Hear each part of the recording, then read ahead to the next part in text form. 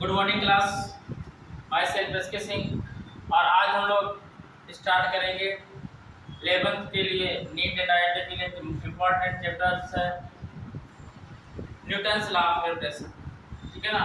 तो उसमें हम लोगों ने क्या पढ़ी, लॉ ऑफ कैपलर्स पढ़ ली, लॉ ऑफ कैपलर्स। अब नेक्स्ट है Newton's law of gravitation.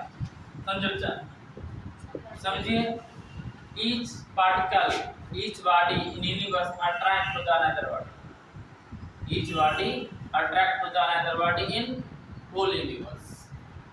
means हम आपको अट्रैक्ट करना है, लेकिन आप हमें अट्रैक्ट करना, तभी तो यहाँ तक आए। तो इसको ही बोलते हैं यूनिवर्सल ग्रेविटेशनल लॉ। ठीक है ना। और अब इसको हम सपोज किए कि दो पार्टिकल्स हैं, एक पार्टिकल है m1 मास का और सेकेंड पार्टिकल है m2 मास का। ये एक दूसरे क्या कर रहे हैं, अट्रैक्ट कर रहे हैं। इनके बीच जो डिस्टेंस है r है, ध्यान दीजिएगा, डिस्टेंस क्या है, r। और एक ये फैक्ट है जो कभी कभार कंपटीशन में छोटे एग्जाम में पूछा जाता है, जैसे नीट के लिए छोटा एग्जाम बोलेंगे एयरफोर्स एनडीए के, इसमें या आईआईटी के लिए तो नीट तो बहुत छोटा है। ठीक है ना। तो इसमें क्या पूछ लेते हैं, कहते हैं ऐसा कौन सा फोर्स है जो ओनली अट्रैक्शन फोर्स रखता। ठीक है। वर्ल्ड में जितने भी फोर्स हैं ग्रेविटेशनल फोर्स छोड़ के सब अट्रैक्टिव रिपल्सिव फोर्स है। जैसे कूलॉम्स लॉ पढ़ा था, अट्रैक्टिव एंड रिपल्सिव फोर्स है। ठीक है ना। मैग्नेटिक फोर्स पढ़ेंगे, अट्रैक्टिव और रिपल्सिव है। जब साउथ साउथ पोर्शन मिलाते हैं तो कैसा फोर्स प्रोड्यूस होता है, रिपल्सिव फोर्स प्रोड्यूस होता है। जब साउथ नॉर्थ होता है तो अट्रैक्टिव फोर्स प्रोड्यूस होता है। बात समझ में। लेकिन जो हमारा ग्रेविटेशनल लॉ है वो ऑलवेज अट्रैक्टिव फोर्स प्रोड्यूस करता है। ठीक है ना। गर्लफ्रेंड बॉयफ्रेंड में लड़ाई होती है, प्यार होता है, ठीक है ना, तो उसमें भी अट्रैक्शन रिपल्शन होता है। लेकिन केवल ग्रेविटेशनल फोर्स कैसा होता है, अट्रैक्टिव होता है। और इनके बीच डिस्टेंस r सपोज कर ली, क्या सपोज कर ली, r बना के। एक चीज देखिए, ध्यान से समझिएगा, आपके काम में आएगा। जैसे ये m1 मास है, इसको स्टार्ट करने से पहले देखिएगा, ये m1 मास है, ये m2 मास है। मान लेते हैं m1 आपका 100 kg है और m2 आपका 200 kg है। इनके बीच में हमने बताया क्या प्रोड्यूस होगा, अट्रैक्शन फोर्स कितना होगा, सपोज करें F इक्वल 20 न्यूटन फोर्स इसमें प्रोड्यूस हो रहा है, सपोज कर लिया। अब आपसे बोला जाए कि यदि m2 पे 20 न्यूटन फोर्स है तो m1 पे फोर्स कितना होगा, बोले कितना होगा, 20 न्यूटन ही होगा। कितना होगा, 20 न्यूटन होगा। इक्वल फोर्स प्रोड्यूस होगा। कैसे समझिएगा, हम लोग अर्थ में चलते हैं, चल लेते हैं, तो अर्थ तो बहुत बड़ा है। तो अर्थ हमने कहा कि in universe each particle attract to the another particle. Earth हमें अट्रैक्ट कर रही है, तो अर्थ तो बहुत बड़ी है कंपेयर टू द किसी पर्सन के। और हम लोग बहुत छोटे हैं, ठीक है ना, हमारा मास कम है, अर्थ का तो मास बहुत ज़्यादा है। तो दोनों अट्रैक्ट करेंगे तो हमें अट्रैक्ट, जब ये अट्रैक्ट करेगा तो सब क्या लेगा, अरे ये समझो एक बड़ा सा मैग्नेट ले आओ, बड़ा सा मैग्नेट, और उसमें छोटा सा आयरन अटैच करा दो, तो खींचेगा नहीं खींचेगा, बहुत पावर लगानी पड़ेगी। लेकिन अर्थ पे चींटी भी चलती है भाई, जितना अर्थ फोर्स प्रोड्यूस करती है अर्थ पे, उतना ही अर्थ किस पे प्रोड्यूस करेगी, अर्थ पे इक्वल फोर्स प्रोड्यूस करती है। बात समझ में गई। ठीक है ना। तो ध्यान रखिएगा, आप भी सोच रहे हो कि जितने तुम मम्मी पापा प्यार करोगे, ठीक है ना, तो उतने मम्मी पापा तुम्हें प्यार करेंगे। ये नहीं तो सोच ले ये मम्मी पापा का और भी समझ जाओ किसकी बात कर रहा है। ठीक है ना। समझो कि तुम किसी धोखा दे रहे हो तो वो भी कहीं धोखा दे रहा होगा। ठीक है ना। तो इसलिए कह रहा है कि इक्वल फोर्स प्रोड्यूस करता है। तो बात यहाँ पे खत्म करते हैं, इसके डेरिवेशन पर बढ़ते हैं। इसमें पूछ लिया जाता है two particles have the masses, समझिएगा, लिखिएगा नहीं, two particles have the masses 50 kg and 100 kg, their force at the 100 kg particle have 10 Newton, then 200 kg of mass have the force। तो फिर लिख के लगाते हैं, कहते हैं कि what the ratio, तो कुछ लगाते हैं कि 1:2। ठीक ठीक है ना, कुछ लगाते हैं 2:1, ठीक है ना, लेकिन क्या होता है 1:1, क्या होगा 1:1। इसीलिए कुछ बताया था कि नीट में कई बार आया है, आईआईटी में आने की इसकी कोई संभावना नहीं थी, वो बहुत छोटा क्वेश्चन, ठीक है ना, एयरपोर्ट वगैरह में ही आता है। आप ध्यान दीजिएगा, न्यूटन ने क्या बोला कि जो ग्रेविटेशनल फोर्स होता है, एफजी क्या बोलेंगे, gravitational force directly proportional to the product of their masses, ठीक है ना, and inversely proportional to the square of distance between them, and inversely proportional to the square of distance between them. Combined both equation, combine and both equation जब हम combine कराएंगे तो बच्चा क्या आएगा, F proportional m1 m2 upon r²। Proportional का sign हटाएंगे तो कोई ना कोई कांस्टेंट आएगा, यहाँ पर कांस्टेंट आएगा capital G, m1 m2 upon r²। तो आप सभी को पता है कि G क्या है, G is the proportionality constant और G क्या रहेगा, universal gravitational constant, gravitational constant, universal gravitational constant. कह रहा है कि भैया G की वैल्यू क्या होती है, तो G की वैल्यू यूनिवर्सल कैपिटल कांस्टेंट है, यूनिवर्स में कहीं भी जाएंगे कैपिटल G की वैल्यू चेंज नहीं, सेम रहेगी। यूनिवर्स में कहीं पहुंच जाए तो कैपिटल G की वैल्यू चेंज नहीं। जब कैपिटल G की वैल्यू चेंज नहीं होगी तो वैल्यू बच्चा होगी कितनी, 6.67 10 to power -11, 6.67 into 10 to power -11, ठीक है ना। आप ध्यान दीजिएगा, देखिए 6.67 जगह 6.62 लिख लो, ज्यादा बेटर रहेगा, क्लियर है इसकी वैल्यू, वो 6.62 है, ठीक है ना, कितनी 6.62, 6.67 हम क्या बोल देते हैं, देखिएगा अभी आप आगे पढ़ेंगे प्लांक कांस्टेंट h की वैल्यू होती है 6.67 10 to the -34, ठीक है ना, इसके 6.62 into 10 to the power -11, ठीक है ना। आप ध्यान दीजिएगा, यदि आपसे और आप इतना भी ना रखना तो केवल 6.6 रख लो तो भी बहुत ये ज्यादा बेहतर है। अब 6.6 into 10 to the power -6 नहीं कर सकते हैं, 6.6 10 to the power -11, ठीक है ना। आप देखिएगा 6.67 ही है, 2 नहीं था, बिल्कुल सही बोल रहे थे, 6.67 10 to the power -11 सही है, 6.67 10 to the power -11। देखो ये जो डिवाइड करते हैं तो 6.666 से चला जाएगा तो 6.67 से बच करते हैं, पास समझिएगा आगे। अब यदि आपसे बोला जाए कि इसकी G की यूनिट क्या होगी, ध्यान ना, आप जो यूनिट डायमेंशन पूछा करते हो, G की यूनिट क्या होगी, G यही मतलब Fr² हो जाएगा, Fr² और मास अपॉन क्या आ जाएगा, m1 m2 क्या आएगा, m1 m2। तो इसकी जो यूनिट होगी बच्चा, यूनिट क्या होगी, देखो Fr², F की newton into metre square upon m1 m2, m1 kg second m की kg अपॉन kg का स्क्वायर, इसका स्क्वायर kg का स्क्वायर, ठीक है। यदि हम डायमेंशन की बात करें तो न्यूटन की होगी ml t की पावर -2, mlt -2, मीटर क्या होगी l स्क्वायर, मास क्या होगी m स्क्वायर, ठीक है ना। एक m से m कैंसिल हो जाएगा, एक m ऊपर जाएगा तो इसकी डायमेंशन जाएगी m इनवर्स क्या जाएगी, m इनवर्स l की पावर 3 माइनस है l की पावर 3 और t की power -2। This is the dimension of universal gravitation constant, this is the dimension of universal gravitation constant, ठीक है ना। ये वैल्यू याद रखिएगा, डायमेंशन भी याद रखिएगा, इसकी यूनिट भी याद रखिएगा। अब हम लोग आगे की ओर बढ़ते हैं और आगे है हमारा ग्रेविटेशनल एक्सीलरेशन। तो माय डियर स्टूडेंट, आज हम लोग उसी का न्यूमेरिकल आगे बढ़ाते हुए, ठीक है ना, ग्रेविटेशन फोर्स का कह रहा है आई square of mass 40 kg।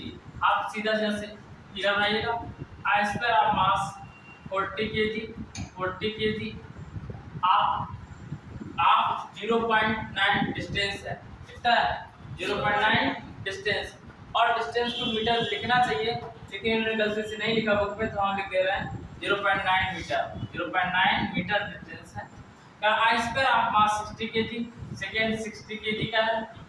Is two square attract to each other with the force of, force भी इसमें दिया गया है, given force 0.02 mgf milligram force. क्या दिया गया? Milligram force.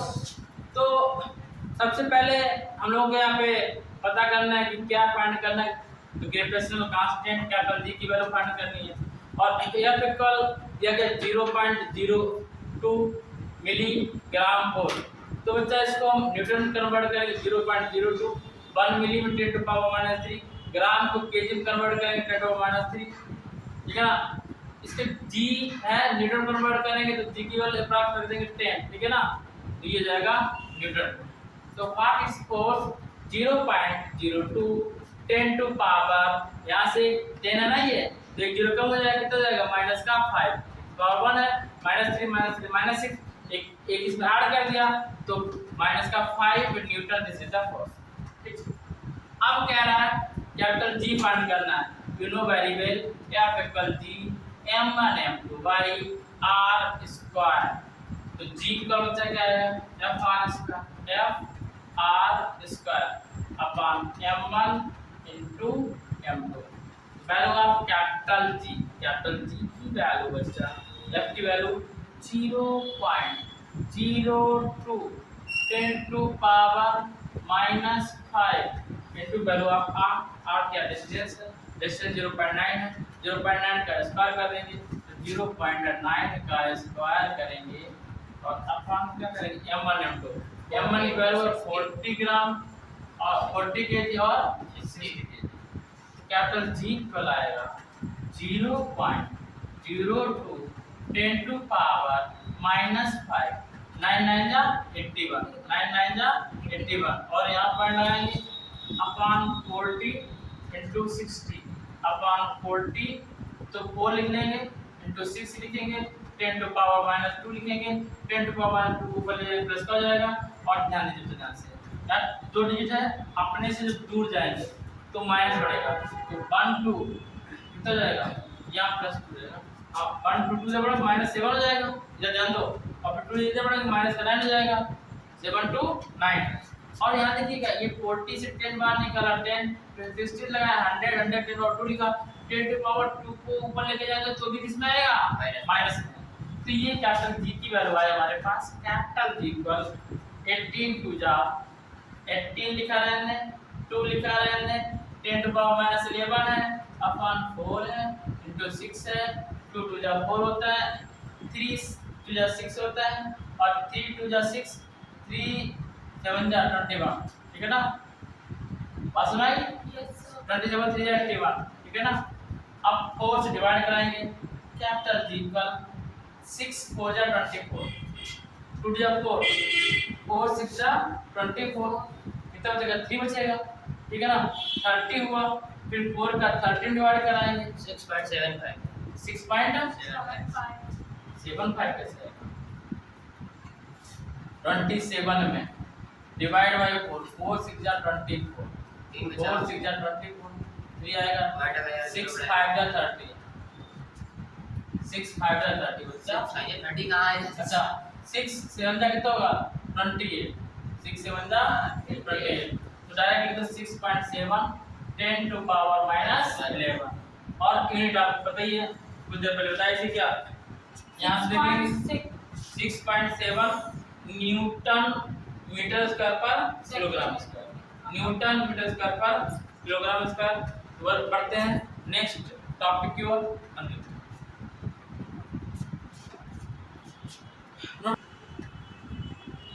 बच्चा नेक्स्ट टॉपिक देखिएगा, कह रहा कि acceleration due to gravity, acceleration due to gravity. First से अच्छा समझ लीजिएगा बच्चा, ध्यान से साइलेंट होके। The force of attraction exerted by the force of attraction exerted by the earth अर्थ के द्वारा जो फोर्स एक्सट्रैक्ट किया जाता है, इसपे on a body is called gravitational force. जिस जो ग्रेविटेशनल एक्सीलरेशन होता है, जब कोई बॉडी होती है फ्री छोड़ दो तो अर्थ पे फॉल होगी, ठीक है ना। तो जिस फोर्स से जिसके कारण अर्थ पे फॉल होती है उससे ग्रेविटेशनल एक्सीलरेशन बोलते हैं। The force of attraction exerted by the earth on a body is called pull और ग्रेविटी।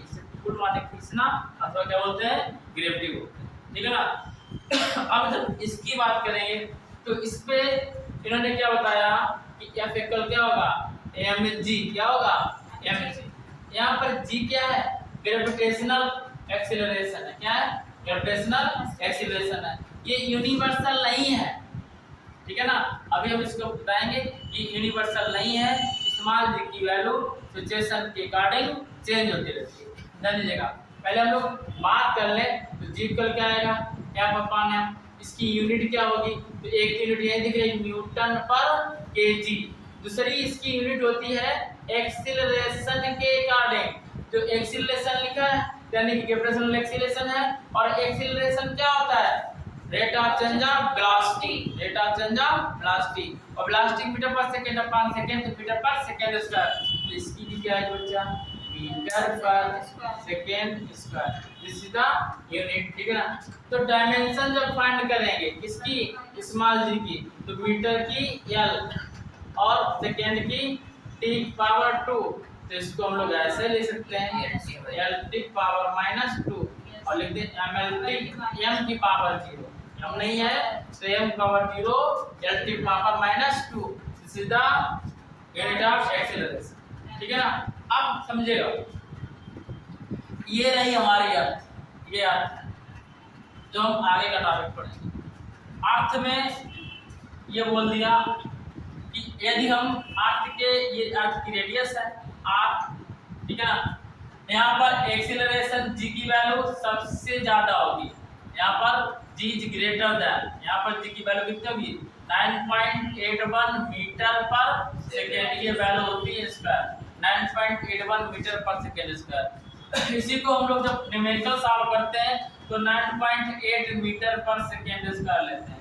इसी को हम 10 मीटर पर सेकेंड स्क्वायर भी कंसीडर कर लेते हैं। एक्यूरेट कितनी है, 9.81 मीटर पर सेकेंड स्क्वायर। अब यदि हम अर्थ के अंदर आ जाए, अर्थ के अंदर का मतलब ये नहीं है कि अर्थ के अंदर का मतलब ये नहीं है, अर्थ के अंदर का मतलब है सुरंग बना के अर्थ में घुस जाओ। कुआं देखा पहले, तो कुआं बना के नीचे अंदर जितना जाएंगे, जब 10 किलोमीटर के अंदर जाएंगे तो ग्रेविटी डिक्रीज होना स्टार्ट हो जाएगा, या 10 किलोमीटर ऊपर जब जाएंगे अर्थ सरफेस से तो भी डिक्रीज होगी। अभी बताएंगे क्यों डेरिवेशन है। जब ऊपर जाएंगे अर्थ सरफेस से ऊपर जाएंगे तो और ज्यादा डिक्रीज होती है, डबल, ठीक है ना, डबल टाइम डिक्रीज होती है। और जब अर्थ सरफेस के साइड जाएंगे तो सिंगल टाइम डिक्रीज होगी। इसका हम लोग डेरिवेशन करेंगे। और समझिएगा, अर्थ रोटेट करती है अपने एक्सिस पे, अर्थ रोटेट करती है अपने एक्सिस पे। जब सेल्फ एक्सिस पे रोटेट करती है तो इसे हम लोग बोलते हैं पोल। कौन सा पोल है, नॉर्थ पोल। ये कौन सा, साउथ पोल। हमें माइनस प्लस से मतलब नहीं है। ऊपर ग्रेविटी 9.8 मीटर पर सेकंड स्क्वायर, यहाँ भी ग्रेविटी 9.8 मीटर पर सेकंड स्क्वायर। और इसे बोलते हैं इक्वेटर। क्या बोलते हैं, इक्वेटर। इक्वेटर पे सबसे कम ग्रेविटी कहाँ होती है, तो बोले इक्वेटर पे सबसे कम होती है। सबसे कम क्या होती है, जी की वैल्यू इक्वेटर पे। सबसे ज्यादा कौन सी, पोल पे। और मिडिल में क्या होती है, सेंटर क्या होती है, जीरो। फाइंड करवाएं, क्या होती है, जीरो, ठीक है ना। ये सब चीजें हमें आगे बतानी है, छोड़ के बनाई कुछ नहीं, समझिएगा, ठीक है ना। इसके बाद हम बात करेंगे relation between capital G and small.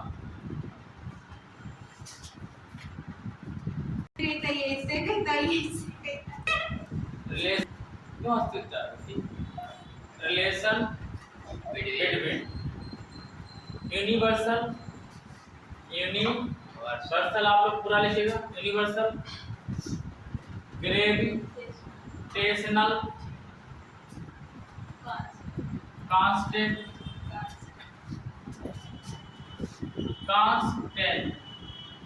Capital G and gravitational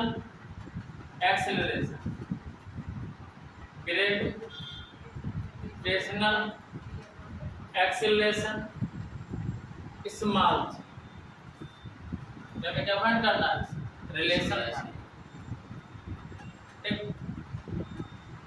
relation between universal gravitational constant G and universal and gravitational acceleration G समझो कुछ चाहिए ध्यान दीजिएगा क्योंकि सपोज किया ये अर्थ है m मास और ये एक पार्टिकल है स्मॉल m मास ठीक है ना फोर्स क्या है F तो according to the universal gravitational constant F equal क्या आएगा G m और डिस्टेंस क्या है r है क्या आएगा r स्क्वायर अब इक्वेशन फर्स्ट और हम लोग एक्सीलरेशन की पढ़े F equal mg equation second तो दोनों कंपेयर कराया क्या आएगा mg equal g m upon r square एक m से m कैंसिल हुआ बच्चा तो what is the value of g equal gme upon r square आपसे पूछा जाए कि ये gravitational acceleration small g gravitational acceleration क्या है स्मॉल g कह रहा किस पे डिपेंड करेगी मास पे डिपेंड करेगी क्या पार्टिकल के मास पे डिपेंड करेगी पार्टिकल के मास पे डिपेंड नहीं करेगी देखी गई है ये किस पे डिपेंड करेगी रेडियस पे मास ऑफ अर्थ पे और g तो यूनिवर्सल ग्रेविटेशनल कांस्टेंट है मतलब क्या ये तो आपका डेरिवेशन हो गया नीट आईआईटी में क्वेश्चन कैसे पूछे जाते हैं ऐसे पूछे जाते हैं कि g प्रोपोर्शनल me यदि कह दिया जाए अर्थ का वॉल्यूम कम कर दिया जाए अर्थ का वॉल्यूम डिक्रीज कर दिया जाए और mass equal the volume into density यदि अर्थ का वॉल्यूम डिक्रीज कर देंगे तो ग्रेविटेशनल एक्सीलरेशन क्या हो जाएगा डिक्रीज हो जाएगा मास का डिक्रीज करेंगे तो भी डिक्रीज होगा ठीक है ना और चीज ध्यान दीजिएगा यदि रेडियस कह दिया जाए अर्थ सिकुड़ने लगे कंप्रेस टू द अर्थ को कंप्रेस करा दो दबा दो तो क्या होगा 1/r स्क्वायर तो भी ग्रेविटेशनल एक्सीलरेशन क्या होगा डिक्रीज होगा g की वैल्यू क्या होगी डिक्रीज होगी यदि r इंक्रीज होगा तो g क्या होगा इसमें r इंक्रीज होगा तो g डिक्रीज होगा और इसमें मास इंक्रीज होगा तो g भी इंक्रीज होगी ठीक है ना तो बात समझ में ये कंपटीशन के लेवल पे था आज के लिए रखा जाए आज के बस इतना ही मिलते हैं नेक्स्ट वीडियो के साथ तब तक के लिए सभी को एसके सिंह का जय हिंद।